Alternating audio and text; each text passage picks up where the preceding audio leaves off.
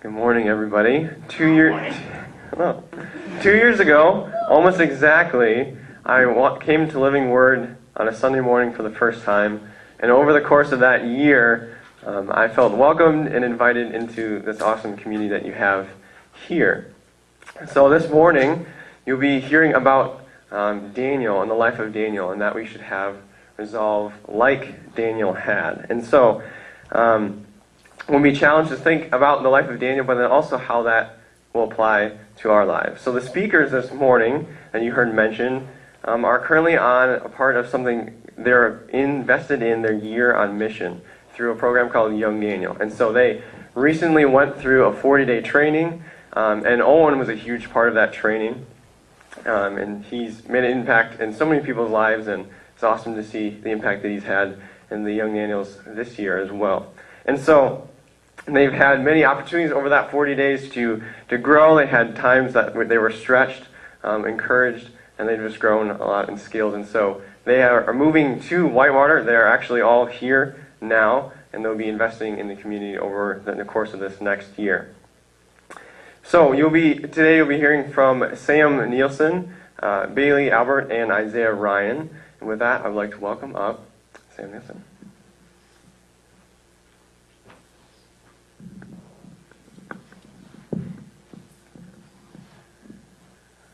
Two years ago, I sat inside my house as the noonday sun was coming through my windows, but there was a darkness that was just behind the corner. You see, my parents were home, and my brother was downstairs, but for some reason, my parents had a meeting to go to, and my brother was leaving to go see a friend, so it was just me home alone. And this darkness that was coming is not like flipping on a switch or flipping off a switch.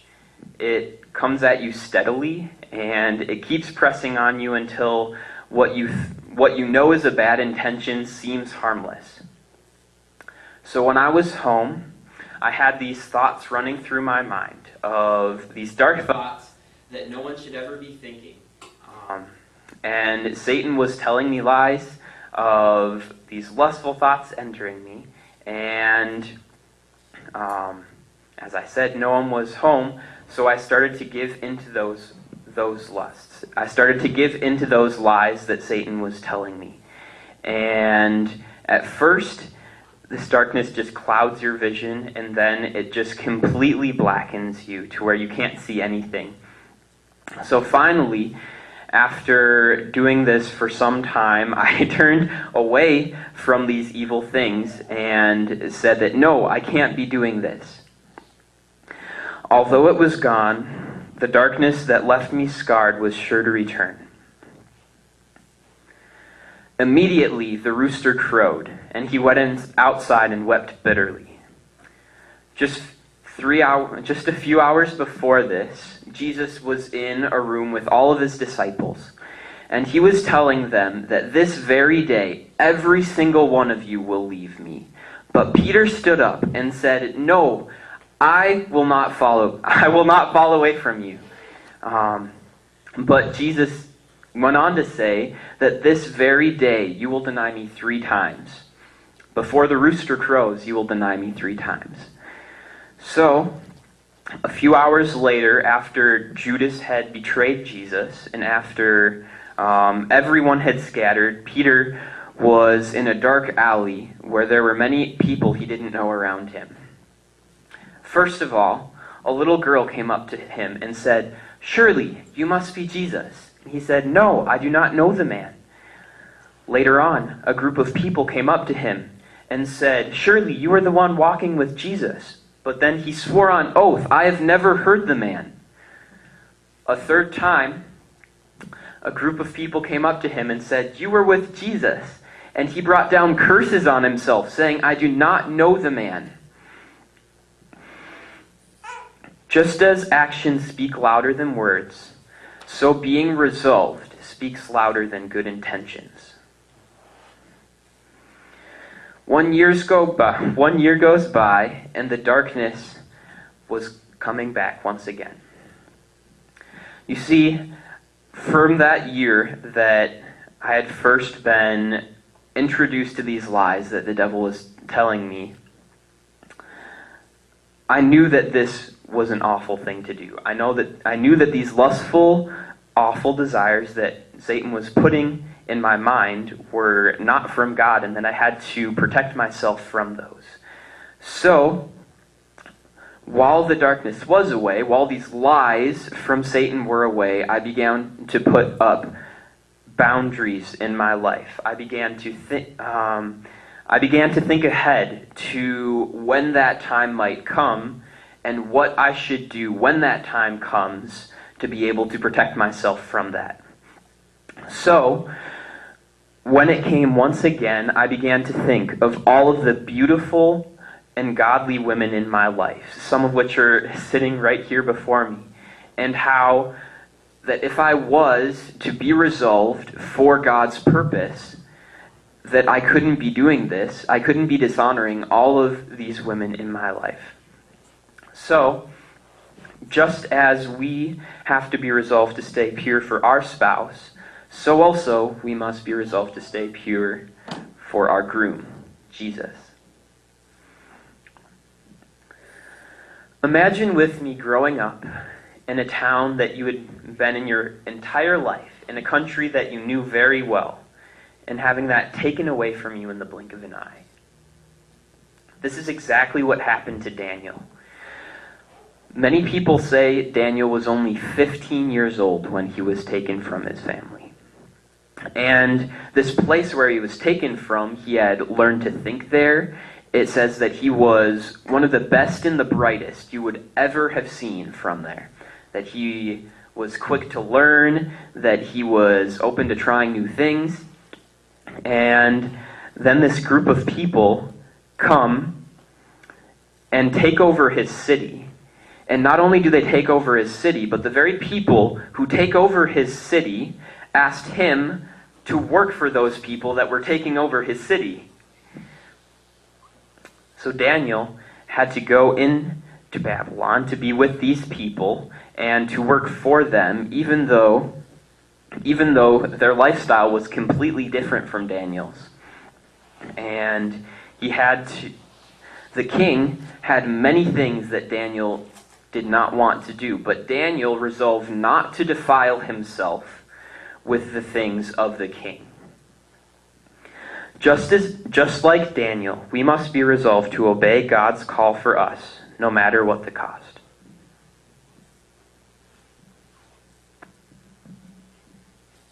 So, it was my sophomore year of high school, and I began coming into school very distressed and very stressed out about the different people I was meeting and coming in contact with.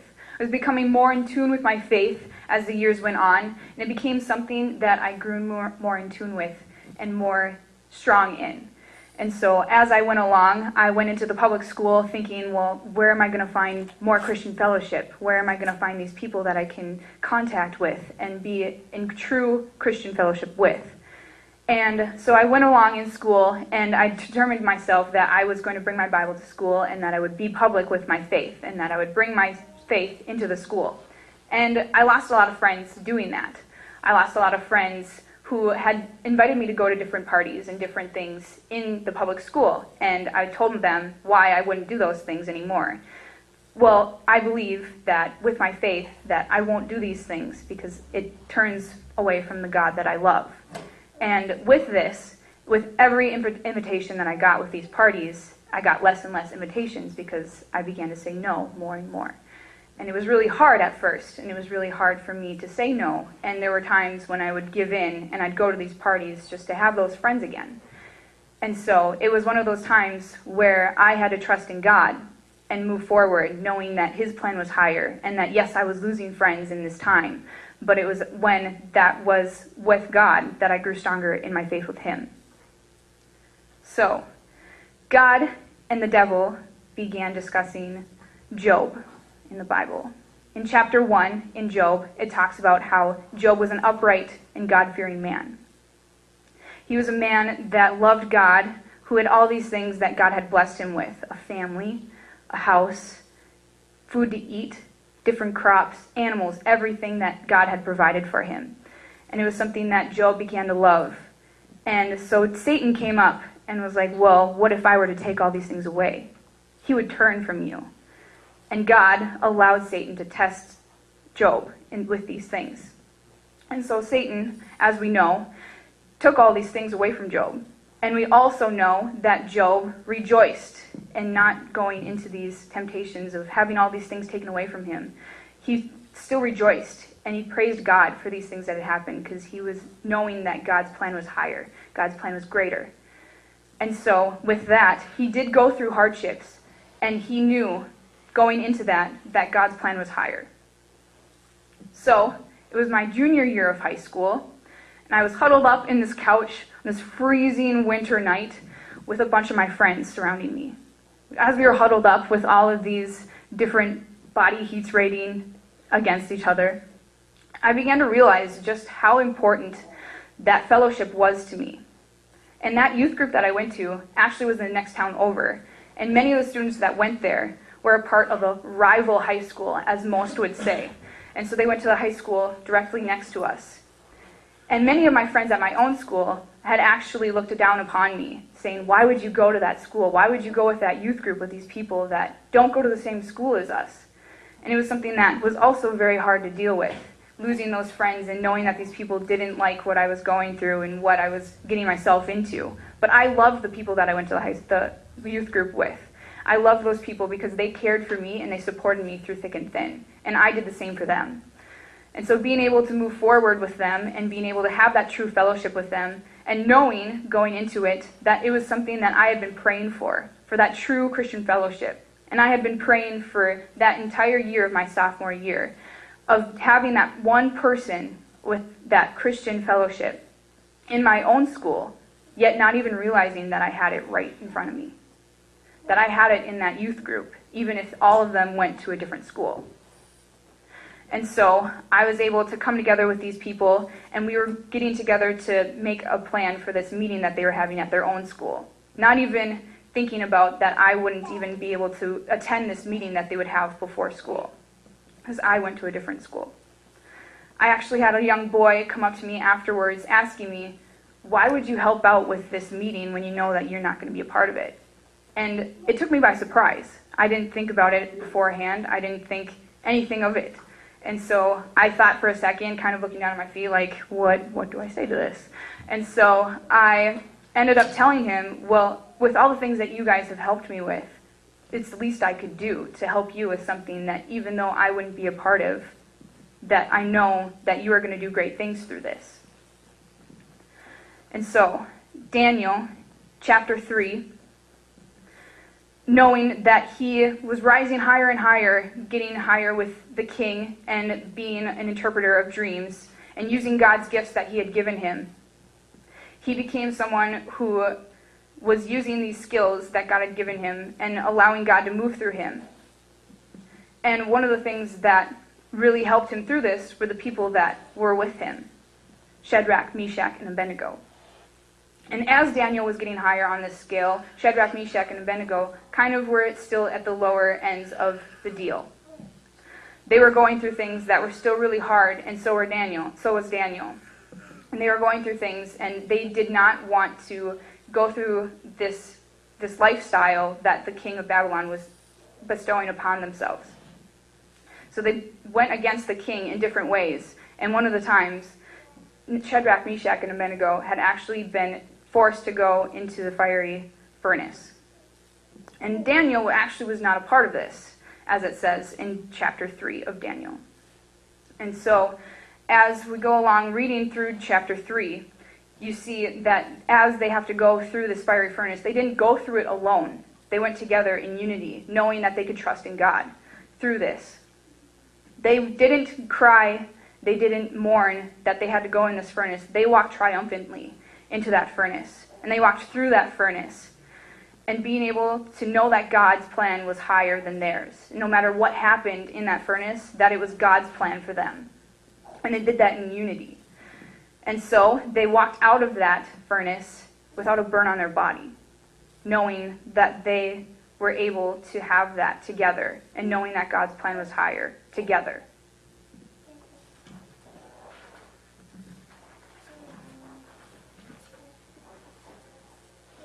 going to work better for me.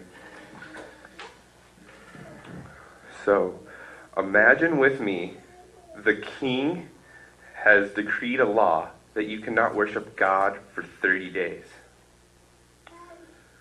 What would you do?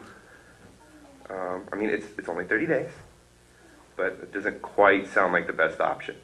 But I think what I would do is go to my basement in the far back corner and pray to God so that I'm still faithful to God, but, you know, I don't get in trouble through the king. But that's not even what Daniel did.